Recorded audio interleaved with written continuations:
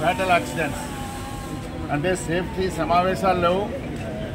రక్షణ అధికారులు రాక్షసుల్లాగా తయారైనరు. రక్షణ చూడవలసిన రక్షణ అధికారి లోపల దిగకుండా లోపల దిగితే కార్మికులు నిలదీసి అడుగుతారని, వర్కింగ్ ప్లేస్లో గాలి లేదు, మిషన్ యంత్రాలు మంచిగా లేవు, రోడ్లు మంచిగా లేవు అని అడుగుతారని మీద కూర్చుండి రాక్షసుల్లాగా పోలీసుల్లాగా వ్యవహరిస్తున్నారు. అందుకే ఈ ప్రమాదాలు జరుగుతున్నాయి. సేఫ్టీ కమిటీ మెంబర్లను నామమాత్రంగా మీటింగ్ అవుతుంది.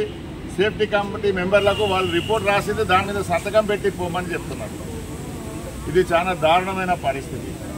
జనరల్ షిఫ్ట్లో చేయవలసిన పని టన్నలింగ్ పని షిఫ్ట్లలో చేయించారు.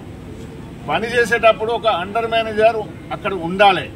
అండర్ మేనేజర్ ఉంటే చూస్తాడు, సేఫ్టీ ఏమున్నదని చూస్తాడు, పని చేస్తాడు. అండర్ మేనేజర్లు మీద ఉంటారు, సేఫ్టీ ఆఫీసర్ మీద ఉంటాడు. సేఫ్టీ ఆఫీసర్లు యాక్సిడెంట్ అయితేనేమో దొంగచాటున ప్రైవేట్కు తీసుకుపోయి ట్రీట్మెంట్ చేసే ప్రయత్నాలు చేస్తారు. అటువంటి వాళ్ళ మీద చర్యలు తీసుకోలే. కార్మికులు తిరుగుబాటు చేసి చెప్పులతోటి గుట్టలే కనుక ఇదంతా నడుస్తుంది. కార్మికులు చచ్చిపోయినప్పుడు లబలిపో మొత్తుకుంటూనే పోతున్నాం. దీంట్లో ఇంకోటి కూడా మా ట్రేడ్ యూనియన్ నాయకులది కూడా తప్పు ఉన్నది. మా కింది స్థాయి సేఫ్టీ కమిటీ మెంబర్లు ఏం చేస్తారు, ఏం మాట్లాడుతున్నారో అడగవలసిన బాధ్యత ఉంది. ఎలాగో ఆఫీసర్లు అడుగుతలేరు. ఆఫీసర్లు సిండికేట్ అయినరు. ఒక యాక్సిడెంట్ అయితే ఆఫీసర్ని ఎట్లా రక్షించాలని చూస్తారు. కానీ ఈ కుటుంబాన్ని ఎవరు పోషించేది? ప్రిన్సిపల్ ఎంప్లాయర్గా సింగరేణి మేనేజ్మెంట్ బాధ్యత. చెడిపోయిన స్క్రాప్లో పెట్టాల్సిన యంత్రాలతోటి పని చేయించి వయలేషన్ ఉంది, దాంట్లో సేఫ్టీ వయలేషన్ ఉంది. దీంట్లో ప్రధాన నిందితుడు సేఫ్టీ డీజీఎంఎస్ వాళ్ళే. డీజీఎంఎస్ వాళ్లకు డీజీఎంఎస్ వాడు వచ్చి పర్యవేక్షణ చేయాలి. మా అటువంటి నాయకులను పిలవాలి, లోపల తీసుకుపోవాలి, ఎక్కడెక్కడ ఏమున్నదో అని అడగాలి. అడగడు. డీజీఎంఎస్ వాడు హైదరాబాద్ నుంచి వస్తారంటే ఇనోవా కార్లు, ఏసీ కార్లు ఇచ్చి వాడిని తీసుకొచ్చి ఇక్కడ పెట్టి క్లబ్లలో మంచిగా 25,000 40,000 విస్కీ బాటిల్ తాగిచ్చి అంత బాగానే ఉన్నది పంపిస్తారు. అంత బాగుంటే 94 మంది ఎట్లా తెచ్చిండ్రు? ఇది అడగాల్సిన బాధ్యత కార్మిక సంఘాలది కూడా ఉంది. నేను కూడా కావచ్చు. కార్మిక సంఘాలు మేము అప్పుడిప్పుడు లబోలిబో మొత్తుకుంటాను. మొత్తుకుంటే వీళ్ళు ఇట్లనే మొత్తుకుంటున్నారు. కనుక ఇప్పటికైనా సింగరేణి మేనేజ్మెంట్ కు చెప్తున్నా, నేను ప్రమాదాలు జరగద్దు. ఫారెన్ కు మీరు పోయి వస్తారు. ఫారెన్ లో పోయిన బాయిలల్లో 35 సంవత్సరాలలో ఒక్క వేలు చిటికెన వేలు కూడా దెబ్బ తగలే. కానీ ఇక్కడ రోజు ప్రమాదాలు ఎందుకు జరుగుతున్నాయి?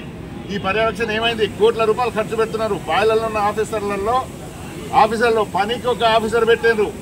పనికి ఒక్క ఆఫీసర్, సేఫ్టీకి ఒక్కడు, తర్వాత 24-40 మంది ఆఫీసర్లు, ప్రొడక్షన్కి ఒక్కడు, జనరల్ షిఫ్ట్లో ఒక్కడు, ప్రతి ఒక్క దానికి ఆఫీసర్ అందరూ కుప్ప కూడి ఏం లేదు గట్టి చట్నీలతో లోపల కూర్చుని పనిచేస్తారు. అండర్గ్రౌండ్ లో దిగుతారు. 8 దాటిందంటే ప్రతి ఆఫీసర్, మా కార్మికులు చెప్పడం కాదు, ఆఫీసర్ వర్క్ స్పాట్ లో ఉండాలి. క్లియరెన్స్ చేసిన తర్వాత బాగున్నదంటేనే కార్మికులు లోపల పంపాలి. అది ఉన్నదా?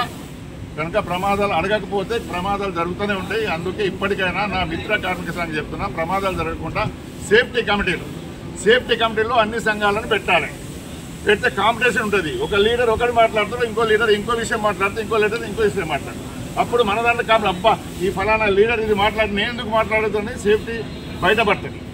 కనుక సేఫ్టీ బయటపెడతలేదు, అంతే దాచి పెడుతున్నారు, ప్రమాదాలకు గురి అవుతున్నారు, కార్మికులు చేస్తున్నారు, మీద ఉండి మేనేజ్ చేస్తున్నారు. కనుక మనము కార్మికులను ఆదుకోవాల్సిన బాధ్యత. ఎవరు ఏమన్నా కూడా మేము ఎక్స్ఎంఎస్ పరంగా ఏ యాక్సిడెంట్ అయినా కార్మికులను ఇబ్బంది, ఏ బాయిలల్లా కమిటీలు ఏమంటున్నాం, కమిటీలో వేయకపోతే హైకోర్టు నుండి కూడా ఆర్డర్ తీసుకొచ్చి కమిటీలో మమ్మల్ని అందరూ పెట్టి కార్మికులకు రక్షణకు నిలబెడతాం. ఇప్పుడు ఈ దాంట్లో ఎవరైతే ఆఫీసర్లు మీద బండి ఈ వీళ్ళని లోపల పంపించిన వాళ్ళకి ముందు సస్పెండ్ చేయి. ఇవాళ పేపర్లో చూస్తున్నాం, పోలీస్ ఆఫీసర్లు ఏదైనా తప్పు జరిగితే ఇమ్మీడియట్లీ ఆ పోలీస్ ఆఫీసర్ని తీసి జీఎంకు రిపోర్ట్ చేయమంటారు. మైన్ మీద యాక్సిడెంట్ జరిగినప్పుడు ఆ ఆఫీసర్ని తీసి బయట మీదికి పెట్టాలి, పెట్టి ఎంక్వైరీ చేయాలి. ఆఫీసర్ని అక్కడే పెట్టి ఎంక్వైరీ చేస్తే వాస్తవాలు ఎక్కడ వస్తాయి? రోజు మనతోటి పని.